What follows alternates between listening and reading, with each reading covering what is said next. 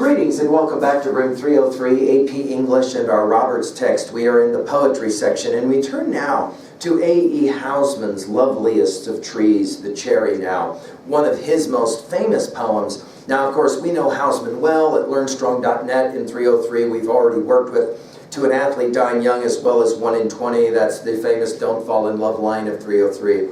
Again, the dates of 1859 to 1936. Famous English classical scholar and, of course, brilliant poet.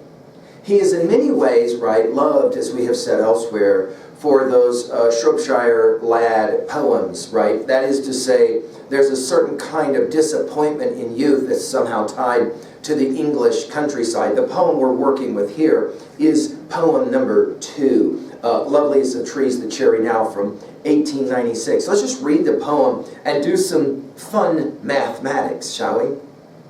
Loveliest of trees, the cherry now is hung with bloom along the bough, and stands about the woodland ride, wearing white for Eastertide. Now of my 80 years and 10, 20 will not come again, and take from 70 springs a score, it only leaves me 50 more.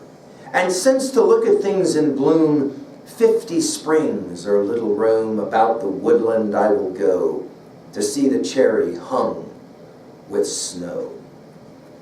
Now, the very first question that's going on here, obviously a first-person speaker, is to figure out how old are we? And what is up with this opening line at the very beginning, this idea of 80 years and 10. Now we know that a score from our study, of course, of Lincoln's Gettysburg Address, 40 and all that, a score is 20 years, right? So 80 years and 10 is 70. We'll learn that he's 20 years old. He's got 50 years left then in this apportioned life. Now what is it with this apportioned life thing?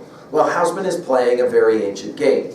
In the biblical text, there seems to be a suggestion that the length of a normal human life is about 70 years. So in other words, what is it that he's saying here? Well, in its most simple instantiation at level 1, he is saying, I only have 50 more years to live, and I need to live those years well.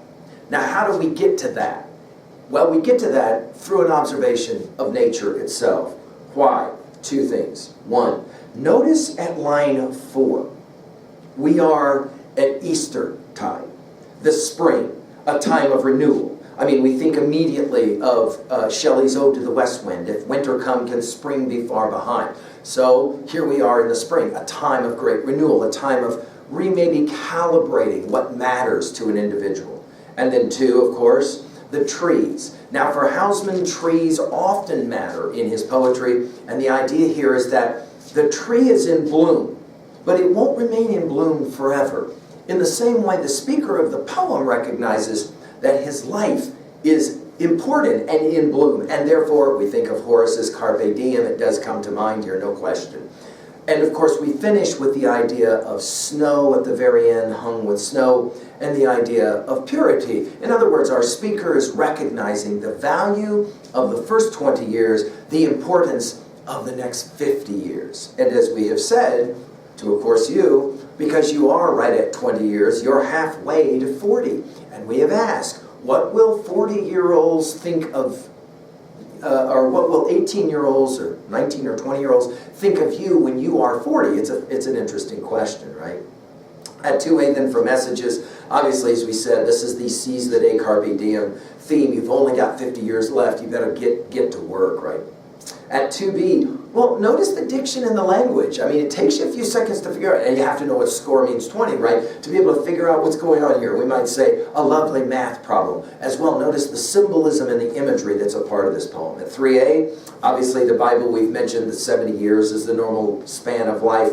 Spring and fall, Gerald Manley Hopkins' text comes to mind as a Learn Strong text that we've already given a lecture on. That idea of Marguerite is weeping for the falling of the leaves off the trees, and the speaker of the poem as an adult says, you think you're weeping for the trees, you're actually weeping for yourself, because it's a powerful word picture. It's why we have Ruthie's tree right outside our window there, and when the leaves are full, that's like the spring of a life, and then of course by the autumn the leaves begin to fall off, no question. Finally, at 3B, this is a fun poem for 3B because it challenges you. You're almost or at 20 years of age. If 70 years is the normal lifespan, and actuarial charts and insurance companies still seem to suggest that that's about it for you, well then, what are you going to do with the next 50 years? And to what degree do you have some things you still got to get done? Or to this point, do you feel like you've lived your life well enough to feel good about what you've done with your time? Is 70 years for a person's life enough with 50 years only left? And to what degree do you imagine that you will get 70 years? And what quality of 70 years will those be? Well, there you go, Housman's classic here. I hope maybe he's challenged us a little to think about our future and our past, right?